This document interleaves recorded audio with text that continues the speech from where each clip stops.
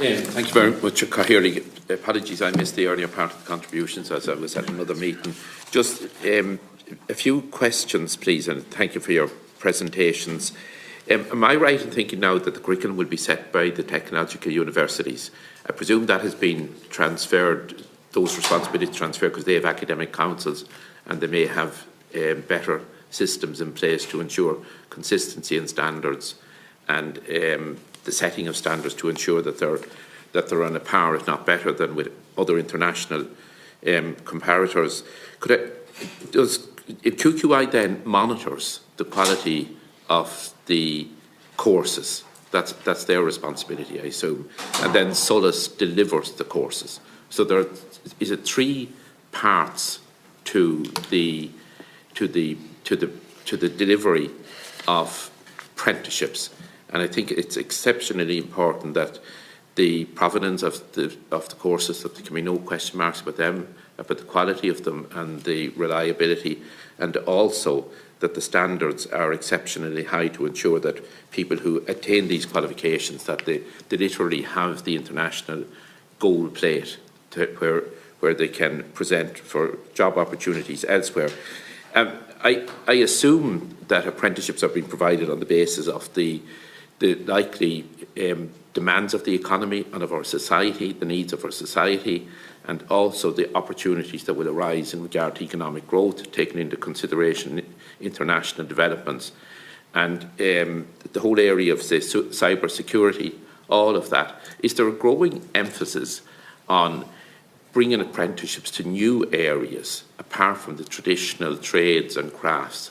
And from what you are seeing, and is there a quick enough delivery through the setting of the courses, through the standard, through ensuring that the proper standards are attained and retained at all times, and that Solus is in a position to ensure that the widespread availability of such courses? Thank you, Cathaoirligh. Thank you. I'll come in first, that's okay. Deputy, just on what is the reassignment piece and what are we trying to achieve here, the goal is to strengthen the quality assurance processes around apprenticeship.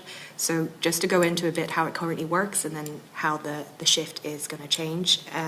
So at present, Solus is responsible for the development of curriculum and assessment of each of the craft apprenticeships, so all 25, and QQI awards the certificates for the programmes. So you'll be aware that Solus is the state agency with responsibility for the provision of further education training programmes, but although they're responsible for the provision of it, it's important to note that the vast majority of the provision is not delivered by Solus, but is delivered by education through education and training boards.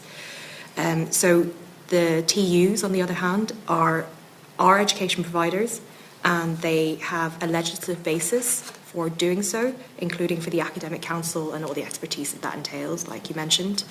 So these academic councils and TUs have the responsibility already for the design and development of curriculum and assessment for existing TU programmes. And they also have the power to award certificates directly, which neither Solus or the ETBs have the power to do. So the objective is that the apprenticeship will benefit from the academic expertise in the technological sector. So what's being proposed is that each craft apprenticeship, an education provider will take on responsibility for curriculum and assessment and the awarding of the certificates.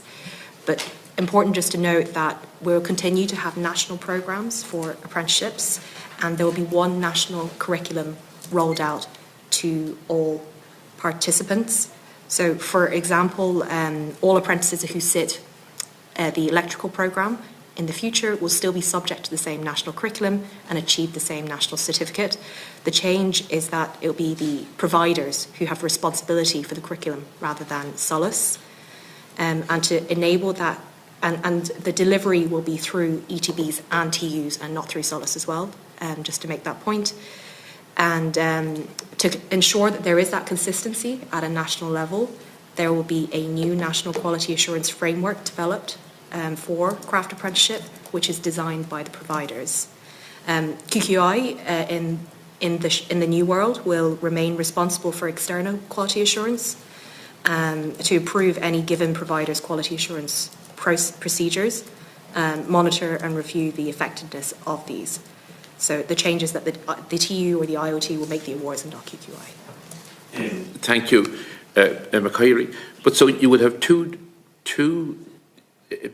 there'd be a twin-track approach to the development of curricula. One by the technological universities, and also you said by QQI, by Solus. I might come in, Deputy, just to clarify QQI's role. So currently QQI are the awarding body in respect of the craft apprenticeships. As we move to the transfer system, QQI's role would be consistent with QQI's role for the technological universities' other awards, where they're the designating awarding body. And our role would be that overarching providing of the national standards consistent with what we do with the established universities and now the technological universities as designated awarding bodies. The curriculum and so on would be developed by the technological universities, but in order to ensure consistent standards, then there'll be a nationally agreed system of what those standards are. But the delivery would be done within the technological And universities. who will set the national agreed system? Who will determine that? That would be the technological universities, so that system is evolving, but with oversight from QQI in terms of it being consistent with that overarching national quality assurance standards. And is the department any role or any participation in setting those standards? Not as such, but the priorities in terms of emphasis of programmes might evolve, Sally. No, the department doesn't have a role in that, so that's that role, as outlined by Lynn, will be led by the TUs, the education providers, overseen by QQI and by Solus as well. The department obviously works very closely with QQI and Solus in the progression of this plan as is implemented. And I take it that we won't have each technological university going off doing their own curriculum, that there will be coordination and not a disparity in standards, that there will be a consistency in the curricula. Absolutely, and to be consistent, as Sally mentioned earlier, with the National Framework of Qualifications and Assurances, all of what that means in terms of levels and consistency of levels. And finally, Cahill, and when do you expect this new system to be in place?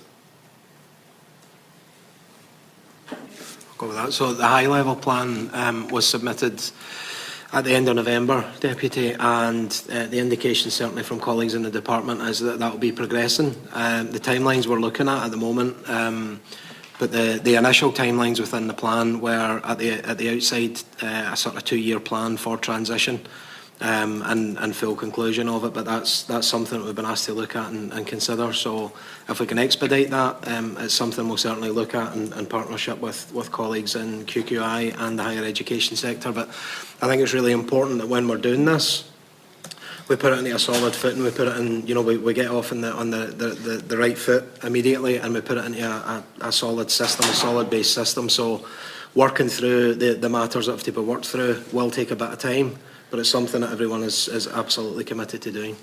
And I think it'll be very important, it's expedited as much as possible because of the bit of negativity and the blip in the system that occurred. I think we need to get away from that to ensure, that the apprenticeships are held in the highest regard in regard to the standards that are being applied and the standards necessary. And obviously, there's a huge need to increase the numbers participating as well. Thank you, Cahill.